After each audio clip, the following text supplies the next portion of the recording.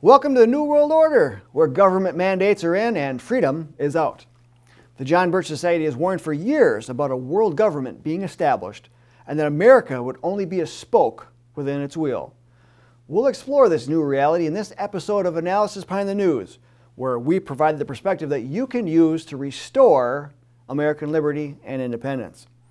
So, is the New World Order really here? Well, not technically. But this lockdown gives you a small taste of what you can expect if we were to flip completely from our Americanist system of government to a system subservient to globalism. For us to truly be in a new world order, some form of global governance would need to be in place.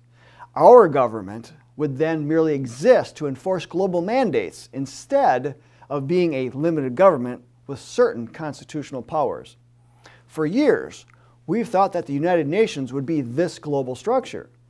But when the current opportunity came for the COVID-19 crisis, the leadership was quickly taken up by the World Health Organization. Surprisingly, the United Nations has really been nowhere to be seen. But let's not forget that the World Health Organization is part of the United Nations organization.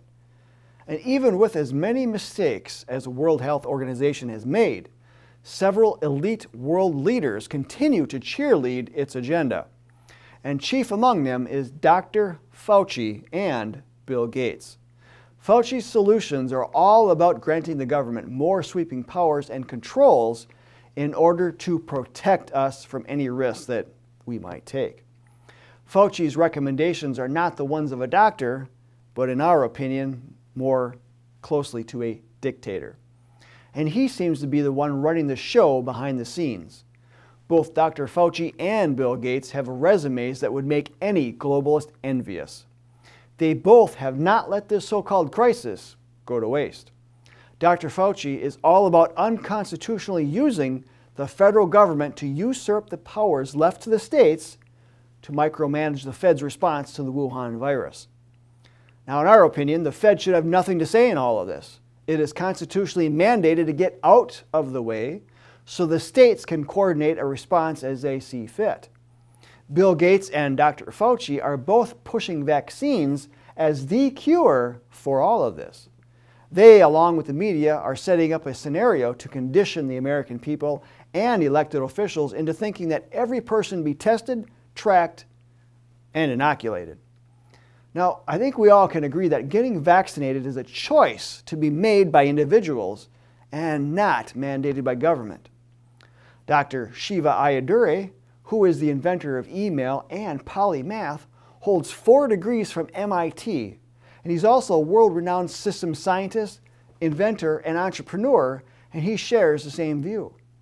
In a live Facebook interview with the New American, he basically said that the deep state cabal that has set itself up in the world of pharmaceuticals has an agenda that is evident in the Sustainable Development Goals of the United Nations and the World Health Organization, especially in the Immunization Agenda 2030, which is published by the World Health Organization.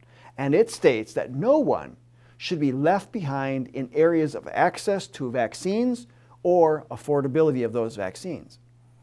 Or, as the document states, there is a real risk that complacency will undermine past achievements. Let that one sink in. Dr. Shiva believes that the agenda is to vaccinate everyone on the planet. He said that this is a play for power and for massive amounts of control. So when we see powerful individuals like Dr. Fauci and Mr. Gates teaming up to provide resources and pressure to get a vaccine, and then to hinge our recovery on that vaccine, well, then you've got a scenario being created that's going to possibly mandate that vaccine. News reports have shown Mr. Gates and Dr. Fauci advocating for vaccination IDs for each person to prove that we have been inoculated. And this may not even come from the federal level.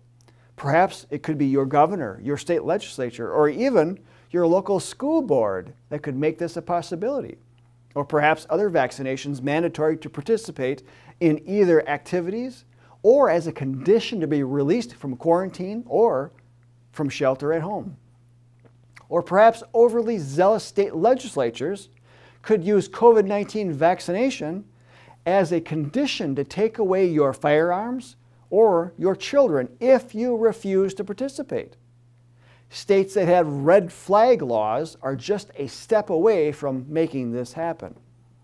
And if you think we're being too extreme in our possible scenarios, then ask yourself if you thought that any of what you see today were possible 4 or 5 months ago. To add further credibility to this, CNBC reported that New York Governor Andrew Cuomo said reopening commerce in his state and the rest of the country in the absence of a vaccine for the coronavirus would hinge on testing people for COVID-19 and tracing the contacts of those people who test positive. The more testing, the more open the economy, Cuomo said. He also said, the lockdown is over when people know I'm 100% safe and I don't have to worry about this. When does that happen? When we have a vaccine. And last week, he announced mandatory face masks in public when people are not able to social distance.